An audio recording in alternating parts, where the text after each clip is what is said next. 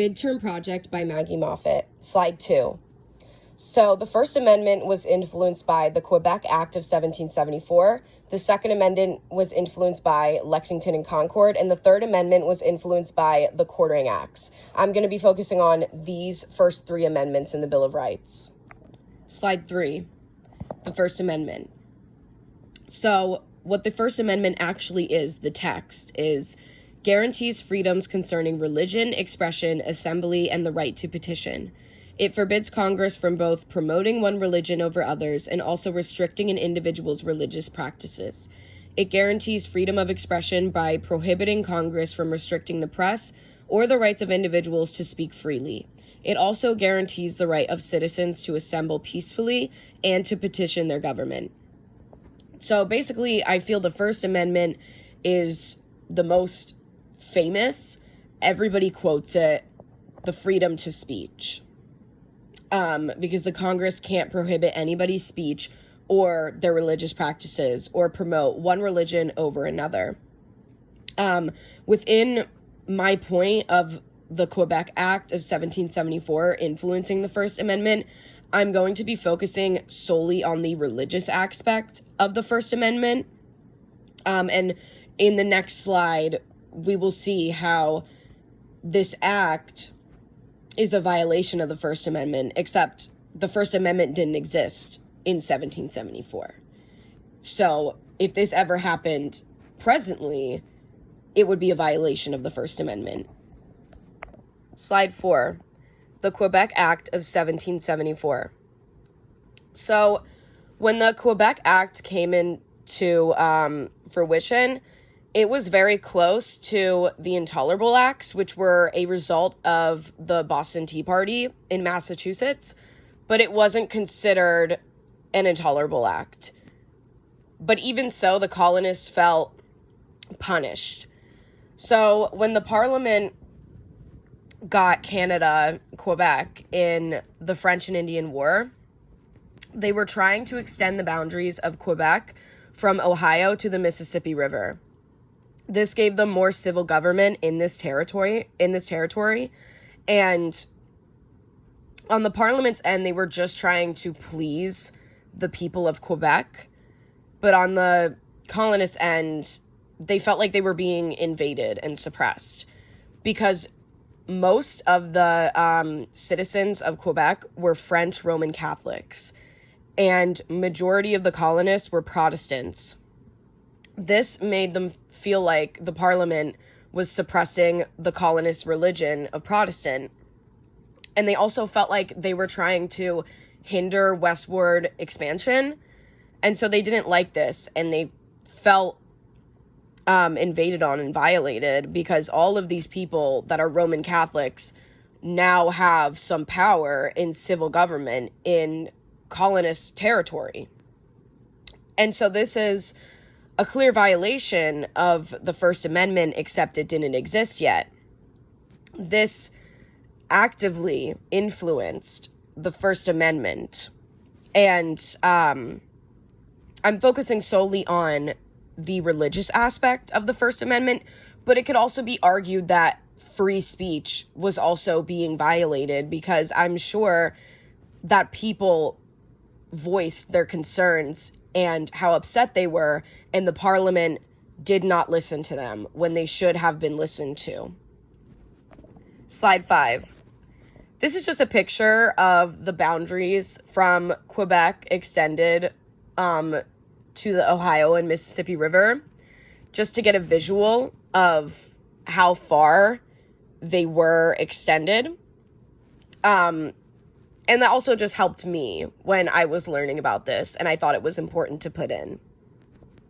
Slide 6.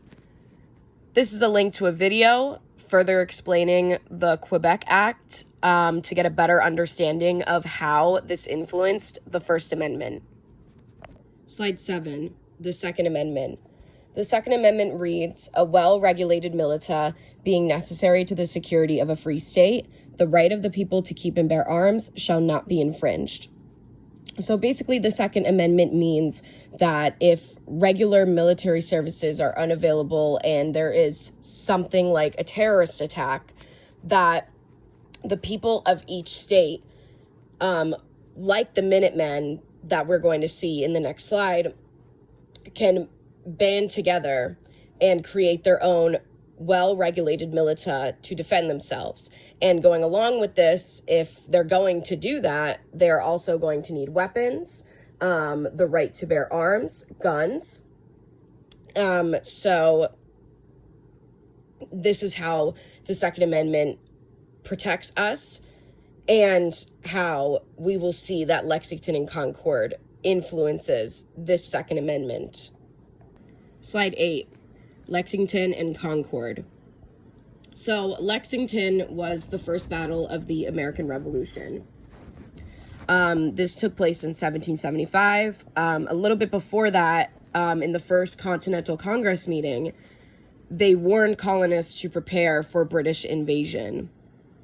And because they didn't have a well-regulated military like the British did with the British troops, it was made up of Minutemen, their militia. And Minutemen are just regular people in the colonies that either were ex-military or they had some experience with that type of stuff, and they all came together to be able to defend themselves once the British invaded. So General Thomas Gage of Britain ordered the arrest of Sam Adams and John Hancock because they were also Minutemen. So they were going to go into Concord to arrest them. But they first had to pass Lexington. So when they got into Lexington, then the famous, the British are coming from Paul Revere, a warning to the colonists and the Minutemen that they're coming. They knew that they were coming after being warned. So they faced off with the British in Lexington in the famous first battle called Shot Heard Round the World, which basically they shot at each other, and to this day nobody knows who made the first shot, and it's a mystery. And technically we kind of lost this first battle because 8 of the Minutemen were killed and 10 of them were wounded. But we redeemed ourselves because after this, then there was the battle in Concord where the British troops were planning to go into houses and raid them for weapons and anything that they could use. But the Minutemen were already ready and prepared for battle. So once they got into Concord, they faced off with the Minutemen, and the British lost 3 times as much than what the Minutemen lost in this battle. And again, the Minutemen were labeled as rebels when they were actually defending themselves in Massachusetts. And this is important because it connects to the Second Amendment, where the Second Amendment clearly allows states to provide their own regulated militia if needed. And this is the same situation. The Minutemen were that well-regulated militia, but the ones who were captured were punished or killed. They were labeled as rebels, when I don't believe, and I think the people writing the Bill of Rights did not believe that these people were rebels. They were defending their country and their state. So this is an example of, again, if the Second Amendment was existing in 1775, they wouldn't have been labeled as rebels, and they would have been allowed to be Minutemen, and they would have been labeled as heroes rather than rebels. Slide 9. This is a video that further explains Lexington and Concord. Slide 10, the Third Amendment. So the Third Amendment reads, "No soldier shall in time of peace be quartered in any house without the consent of the owner, nor in time of war, but in a manner to be prescribed by law." So that basically means that soldiers do not have the right anymore to just barge into somebody's house and be quartered there.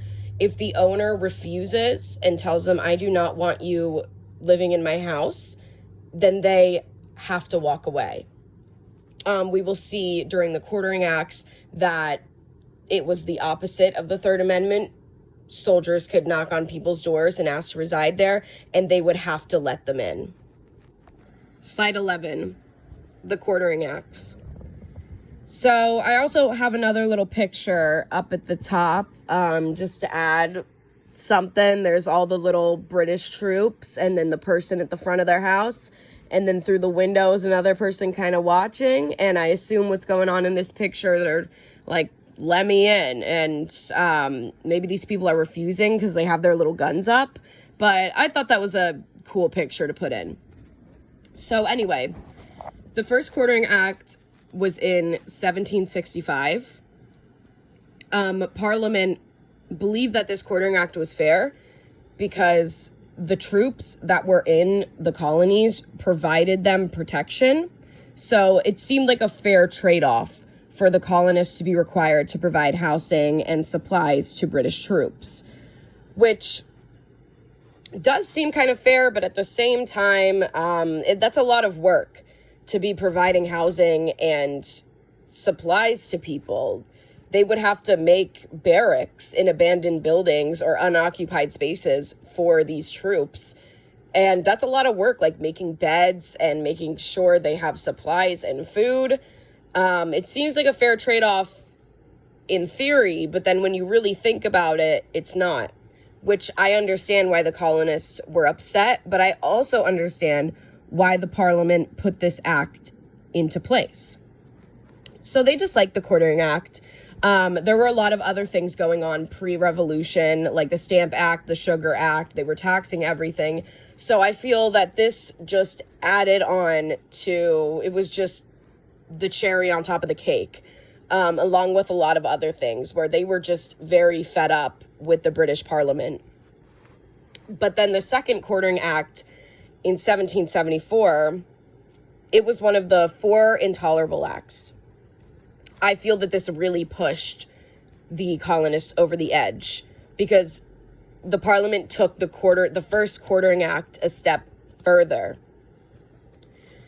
And another thing about the second Quartering Act as being a part of the intolerable acts, it was seen as a punishment because the other 3 intolerable acts were specifically for Boston, Massachusetts, as a result of the Boston Tea Party. But the Quartering Act, one of the 4 intolerable acts, was for everybody, every single colony. And so it kind of feels like when you're in the classroom in elementary school and one kid is being bad, and instead of punishing that kid, the teacher punishes the whole class. And it makes you angry, and you're like, why am I being punished? I believe that's how everybody felt. So now the colonists not only had to let soldiers live in unoccupied spaces, but now they had to let them live in occupied buildings and their own private homes. This heavily angered the colonists and violated their rights. Back then, they voiced that it did violate their rights. And now that the Third Amendment is in place, these rights can't be violated.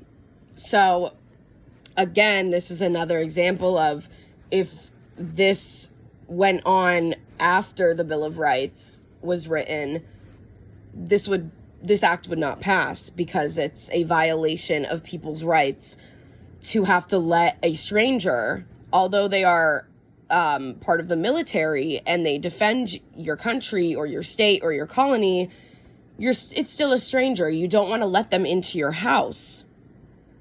So that's just how that connects directly to the Third Amendment. Slide 12.